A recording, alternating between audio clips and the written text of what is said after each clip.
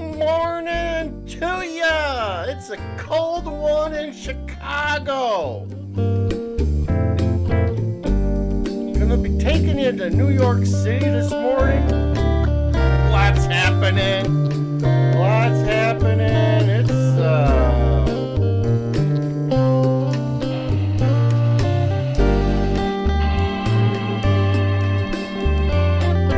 lots of suspense. Lots of suspense going on in the migrant world. My gosh, I can't make this stuff up. It is January 10th, 2024. Come on.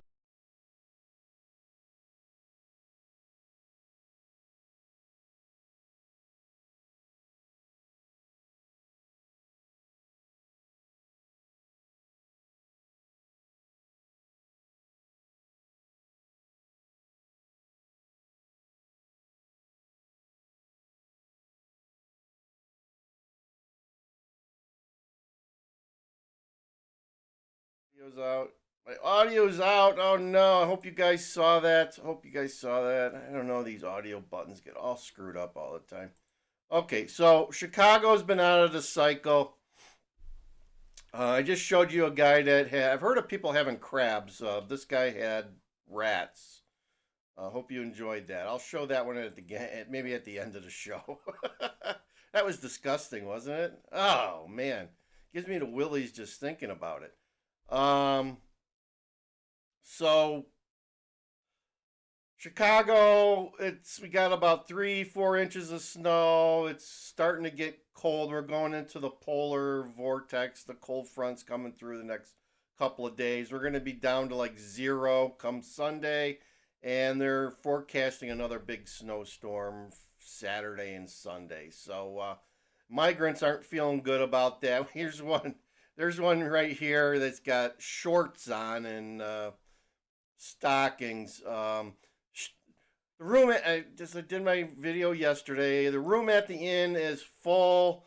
They're using warming buses to house several hundred, like 500 of these people, because they have no place to put them, which to me, that just sounds, there should be some place, an armory, some place they should be able to put these people, but they're sticking them on buses, and that's not a good situation, because they probably got to use diesel buses, and they're just sitting there, and you get the fumes, and there's like all these people together, and people are getting sick. It's this is why you don't want to come to Chicago in the middle of the winter, folks. Why did these people do this? It's beyond my imagination on why anyone would want to come to Chicago in the winter. All right, so let's play this video. This kind of tells you where we're at yesterday and today with the migrants. Dressed in jean shorts and tube socks, this new arrival is shivering as he and others are getting a good bring your shorts when you come to Chicago. There are about 280 migrants at the city's landing zone, packed into warming buses, waiting for shelter as the cold rain pours down. Of course, it's not ideal. I don't think they were meant to be a permanent solution. The city, I know, is struggling to find available beds. And Andre Gordillo's organization, New Life Centers, is assisting the city in welcoming the new arrivals. They are all given. New Life Centers, this church, I did several weeks ago, did a video on them on kind of shady church. They, for some reason, they had a lot of new clothing and strollers and all sorts of stuff. I think they're technically a government NGO at this point for Chicago, folks. In a coat, warm clothing, and a blanket, but nothing more. For now, as they wait for beds to open up, we can't be providing 3 jackets and 4 blankets because storage becomes an issue. And there is no spare room on the buses. These are the warming buses that people are living in them, and maybe that's like a YouTube thing, right? They should be videotaping themselves living in a bus, right? They could start their own YouTube channel with this stuff. Jose Angel Farias has been living on one for 3 days. Again, now we're going to have some interviews with people that don't speak English. He's worried about the health of his 2-year-old daughter. Faria says there are some people on the buses with fevers. He says, we do not have the means for a medical emergency. The buses are super crowded. There is not room for one more person. Faria says sleeping at night on the bus is almost impossible. So I guess he was expecting his own bus. I thought it's like a tour, like he's like a rock star, like my Born of Osiris friends. He thought he was a rock star and he deserved his own bus. I didn't get it here in Chicago. Families, specifically single women and children, are the first to be placed in a shelter. Single men are the last. Some have been living at the landing zone for several days. 21-year-old Andres Cusayo says, although the bus is uncomfortable, at least it gives you a little warmth. The landing zone may get some relief.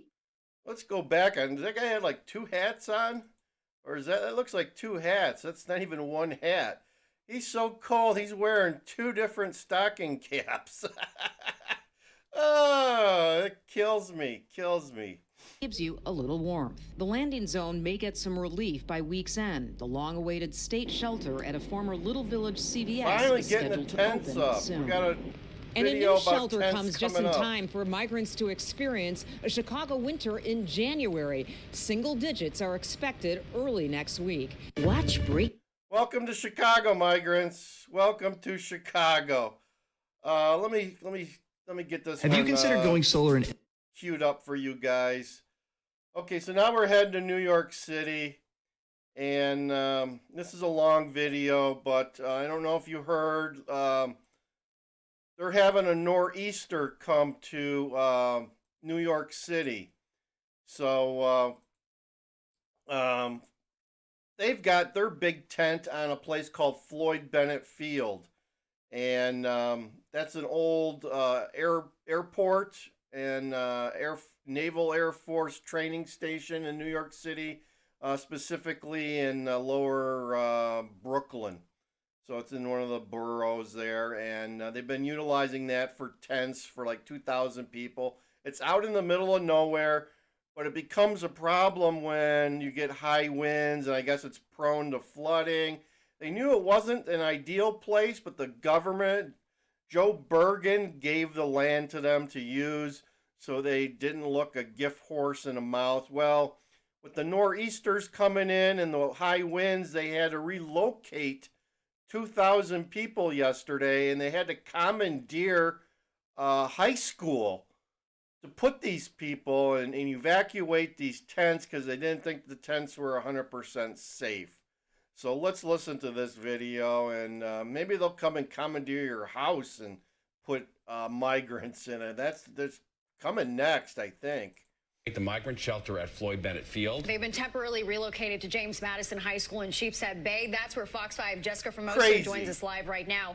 Jess, have you been able to talk to anyone impacted by this? Good evening, Natasha and Steve. Yes, I have. I spoke to a few migrants that have arrived here. Now, we arrived just before 4 p.m. and we saw some families standing outside the high school. Of course, it was already raining at the time. Then they were allowed inside, and they tell us that they came on their own. They were notified that they had to leave Floyd Bennett Field just a few hours ago. Now, take a look at this video. This is from over there, from the fields. This is when we saw the migrants leaving Floyd Bennett Field. The reason they have to evacuate is because of the storm. A spokesperson for City Hall telling Fox 5 that due to an updated forecast, including the high winds tonight, this relocation is what they're calling a proactive measure being taken out of an abundance of caution to ensure the safety and well-being of individuals working and living at the center. Now, we are talking about almost 2,000 migrants who will have to evacuate the field. According to the... It's not too bad by Chicago standards. They're able to use umbrellas. When it gets windy in Chicago, you can't use an umbrella. I mean, but here they're seems like they're using umbrellas. Migrants here at James Madison High School. Buses will start transporting folks from the field to the high school starting at around 5 p.m. Some decided to come on their own, though, because they say it's going to be chaos, the amount of people that need to get on a bus in order to get here. The migrants were supposed to arrive at the high school after school programs concluded for the day, but that has not been the case. We saw migrants and their families going into the building way before children were dismissed. One parent telling us off camera that their child's practice was canceled because of this. That said, this location is what the city is calling a respite shelter just for tonight. However, the people we spoke to tell us that this was last minute. They do understand why they're coming here, but they say it's a bit of a mess. And of course, even to say the least, it's a little bit of a mess. It's a big mess, folks, getting bigger. in a messier situation because of the rain and the storm. Es incómodo para nosotros porque incluso It's Another interview, another classic interview. uncomfortable for us. The kids are in school. We have to pull them out to come here. This weather gets the kids sick. Let's see how it goes. I just want to find a job so we can be stable. We found out about all this about an hour and a half ago. Now, according to the city, the migrants will only be staying here tonight. The DOE says they will be out of the high school before school starts tomorrow. However, the DOE says that at the request of the principal, the high school will go remote on Wednesday. As many of you have heard, the City Hall just put out a statement that this evening we will be evacuating for the night the families with children that are out at Floyd Bennett Field. We are doing this out of an abundance of caution because of the high winds. Now, a number of parents showed up here to the school. They didn't want to talk to us on camera. Off camera, they tell us that they are angry, very upset. They were never notified about what was happening here. They tell us they called the school, and that's when they confirmed that, yes, indeed, migrants were going to be coming here to the high school. They're just upset because they say, how can it be that they're telling us, the news media, that no migrants would be going into the building until the children were dismissed, but we did see some of the families who arrived here on their own already go inside. And I also want to tell you guys and point out that right now, a lot of police here. There is a lot of police here, a lot of also private security here, and we're starting to see barricades going up. So we do expect parents to show up around 6 o'clock. I was told that they will be rallying as the migrants are coming off the buses. That's the latest we have here from Brooklyn tonight. I'm Jessica Formoso, Fox 5 News. Natasha and Steve, back to both of you inside. All right, Jess. So there you have it, the craziness. I mean, look, we're treating these people like they're the president of some country. Yet, if you go back to this video, here's somebody, here's a homeless person, and we're not giving this person here anything. Look at the conditions that this person is living in the subway, right? It just seems like two different types of justice here. We got people from some other country who are here illegally, right? They are illegals. They are in our country illegally. They broke our laws to get here, and we're like rolling out the red carpet for them. Yet we got this guy here who could use a nice place to live, and he's living with rats. Okay, I'm gonna play this one more time for you. This is just utterly, it's repulsive here. Repulsive. Yo. Oh my God. So, when I put it in that context, folks, you gotta agree with me that the migrants shouldn't be here. We need to get rid of them. We shouldn't be treating them with like kings and queens, and a little humanity, right? Put them in a tent. If the tent blows over, hey, so be it. You're evacuating high schools for people. That's not right. Find some other place. Put them in a garage somewhere. You know, right? You got buses. You got garages for buses. Put them in those garages or whatever. You shouldn't be impacting Americans' lives for this. We should not be impacting Americans for this, folks. That's my thought. Like, share, and subscribe. I'm going to end here. Hope you guys enjoyed today's show. Check out all of our content. We've been putting out some new content. We've got some interviews that we've done. Got some new shorts out there for Susie Q slots. like, share, and subscribe. We got lots of content, more than just migrants out there. So we got some great quality content on this channel. Glad that you guys could join us. Like, share, subscribe. DJ Wonder Chrissy for Migrant Mayhem over